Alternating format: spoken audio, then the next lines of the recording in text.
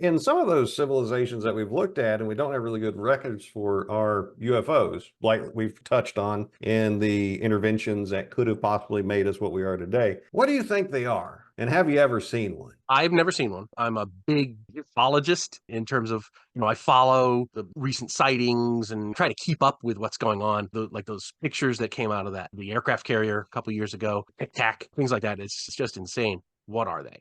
I think it's a combination of a couple things. I think some of them, especially the more dramatic ones, are actually human created aircraft, highly experimental, highly advanced aircraft, non American origin, whether that's Russia or China or some other power. I think that's Wakanda, probably, obviously Wakanda. yeah.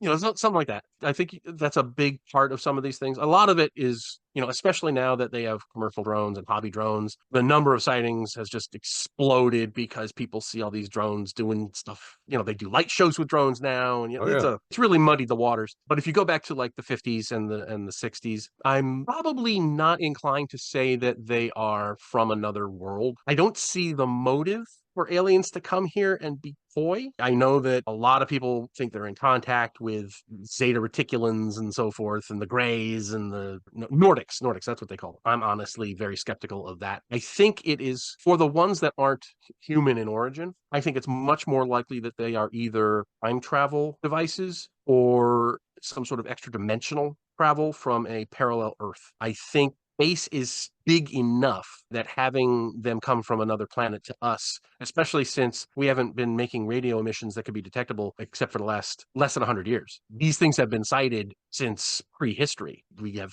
sightings of these things in the Bible and before that in cuneiform tablets and so forth. I would bet on something more akin to time travel because if you're a time traveler, you do want to minimize your impact, right? Because that, to my mind, Mm. gives a motive for why they're coy. Hmm. But when you combine that with the idea of government conspiracies to hide them, which I think is a very real thing, I think that since the 40s, what's been going on is a big program on the part of the American government to make it seem like we have UFOs and they're from outer space. And then it's kind of a double bluff where, because the government is publicly scoffing at these things, it makes certain people think, aha, that must be it. And I think the reason for it is to hide what work is being done with experimental aircraft. I think it's a way of flooding the airwaves with nonsense to confuse adversaries and throw them off the scent of what we are really doing with things like the SR-71 program, its successors, and our big, massive, highly accomplished drones and so forth.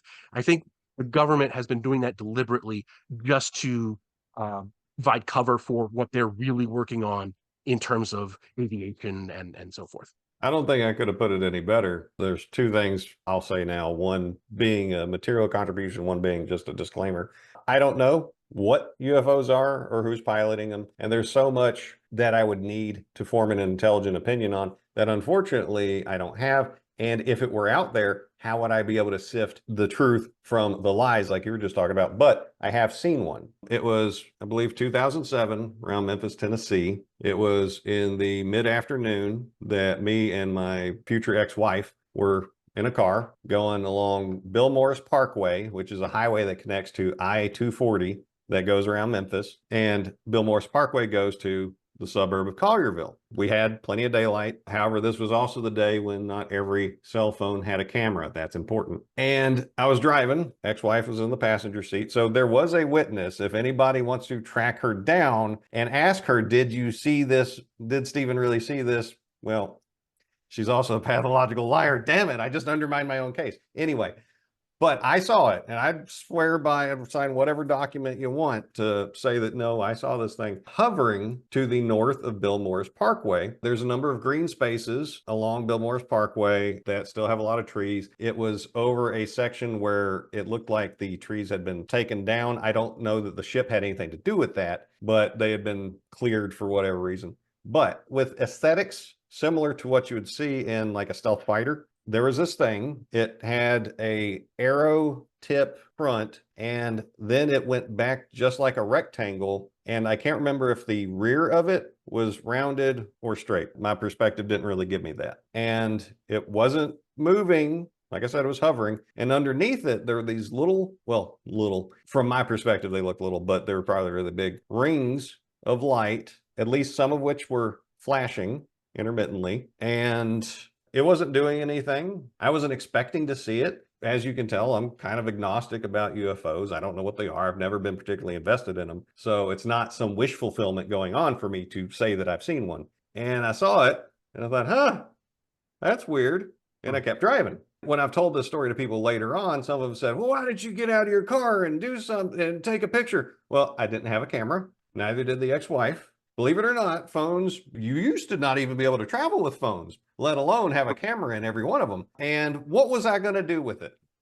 I was going to pull over, get out of my car and stare at it. Well, what if it doesn't want me staring at it? What if it then takes an action? I never wanted to be abducted by a UFO, so I wasn't going to give it a reason to think that I needed it. But basically it came Are down there to other cars around? yeah, other cars were around. I do not remember having seen any news coverage of this happening. However, I did see where it was reported that there was other strange things seen in the skies over Memphis over a prolonged period of time. I don't know what it was. I don't know what it was doing. I just know what I saw. And I'm a really shitty drawer because I tried making an artistic rendering so I could show it to you, and it is not coming out. I might have to ask my wife to help me with it. But does that basic design ping off of any known designs that come to Not mind the to you? Does not ring a bell, no. Okay. There's all kinds of different shapes and things that are described over the years. So it's, that doesn't mean anything that I've never heard of it. But Right. And unfortunately, like you were saying with disinformation being pushed actively out, on any of the topics we're talking about today, it's really tough to just do a Google search and find things that you were like, yes, this is reliable information, because there is so much bullshit out there. It's bad. Did you have anything else to add to the UFO part before we move on to I was psychic just phenomena? Googling 2007 Memphis UFO to see if there was anything. And Do there's it. actually a PBS special called UFOs over Memphis Wait, that what? aired in 2015. So if you go to the pbs.org website, you should be able to find it. Oh my God. Because I've I looked don't for know if this it's thing in about the that past. specifically, but I put in 2000 Memphis UFO and UFOs over Memphis. There it is. So Well, now I have some homework to do. Thank you. Because I looked and didn't find anything. And then you're like, oh, there's a PBS documentary. You can check it out.